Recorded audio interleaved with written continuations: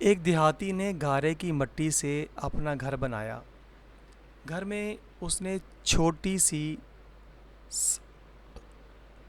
گھر میں اس نے چھوٹی سی 7 مصلوں کی مسجد بھی بنائی، کیونکہ اس کے 7 بیٹے تھے۔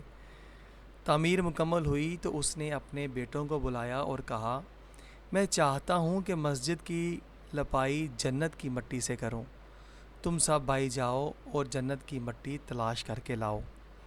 بیٹے پریشان ہو گئے کہ جنت کی مٹی کہاں سے لائیں؟ باپ کا حکم تھا۔ 6 بیٹے ڈھونڈنے نکل کھڑے ہوئے، جبکہ سب سے چھوٹا اور 7واں بیٹا بیمار تھا، گھر پر ہی رہا۔ بھائی شام کو تھکے ہارے خالی ہاتھ گھر لوٹے تو کیا دیکھتے ہیں؟